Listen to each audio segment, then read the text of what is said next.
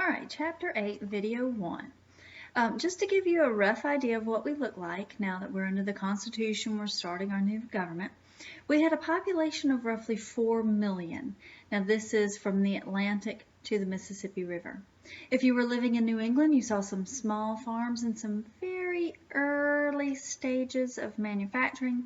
If you lived in the Middle Atlantic, we've said all along that this was a more diverse area, so you have a more well-balanced economy, and our largest cities were in that area. If you were living in the South, we're becoming more and more dependent on farming, which meant we were more and more dependent on slavery in the South. In fact, cotton production was starting to skyrocket a great deal. It went up about 90 million pounds in 25 years. In the 1790 census, the first census that we took, we were 80% farmers. We have very few cities with more than 5,000 people in them. The census also indicated roughly 750,000 black people in the country, most of whom, 90% or so, were in the Deep South. We also see more than 80 or so tribes with roughly 150,000 Native Americans there. These are very tentative numbers because, of course, they did not fill out the census. We also see about 125,000 people who have settled west of the Appalachian Mountains, so we're moving more and more in that direction. The average woman was having 8 children. And so the white population was doubling every 22 years, but as of 1790, 1/4 of the population was under the age of 16. That means 3/4 of the population was 17, 18, 19, 20, all the way up to dead. So our new government starts March 4th, 1789. We opened the first session of Congress. It took a month to get a quorum, which is the minimum number necessary to conduct business. The temporary president of the Senate counted the ballots of the Electoral College and named George Washington the unanimous winner of the presidency. John Adams had gotten the second most votes, so he was vice president, and that's how it worked at the time. Now, Washington comes in as our first president, and he's going to realize right away that he could use a little bit of help. And so he got Congress to pass a few executive departments for him. The first area that he realized he was going to need help was in the area of foreign affairs. And so Congress created the Department of State with Thomas Jefferson appointed by Washington as our first Secretary of State. Washington realized he needed help with financial matters, and so Congress created the Department of the Treasury with Alexander Hamilton as the first Secretary of the Treasury. He realized he would also need help with some legal affairs, and so Congress created the Attorney General's office, and the first Attorney General was Edmund Randolph. The Constitution called for Supreme Court, and so Washington is going to appoint the first Chief Justice of the Supreme Court, and he appointed John Jay. Now, a Bill of Rights had been promised to Virginia and the other states who had not yet ratified the Constitution, and so that Bill of Rights needed to take place, needed to be created. In May of 1789, Madison is going to use 8 points that had been proposed by George Mason to make up the first 10 Bill of Rights. Another 2 will be added to the 8 that George Mason had come up with.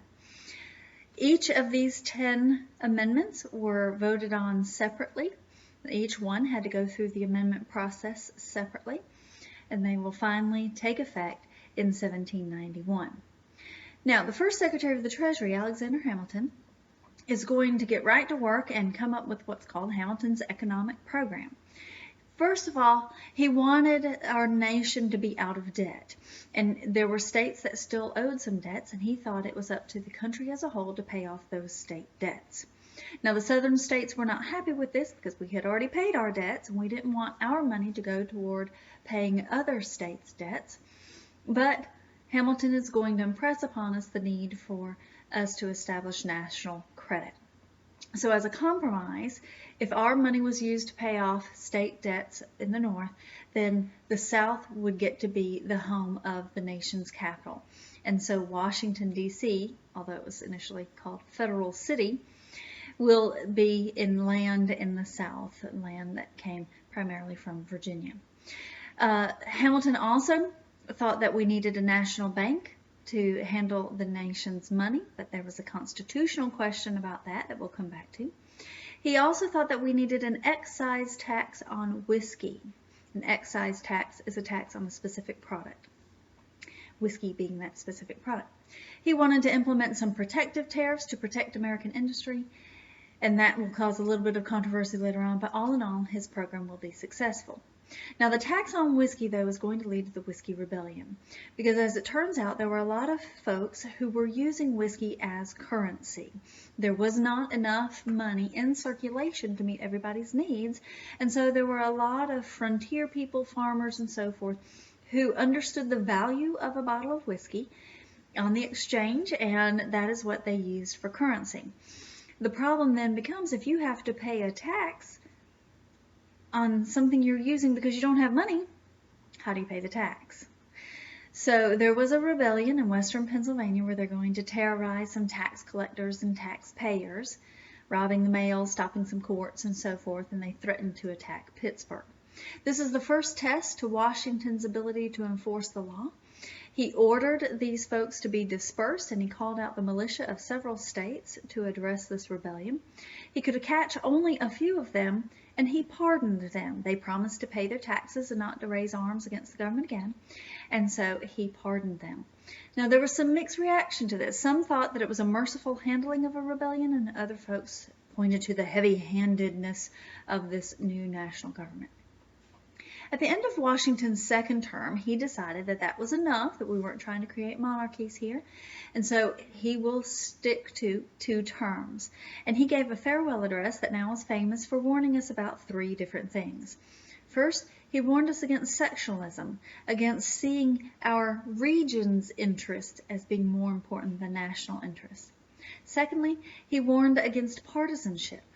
He could tell that the country was starting to shift out into different political parties, and he warned us that political parties might be the end of the country.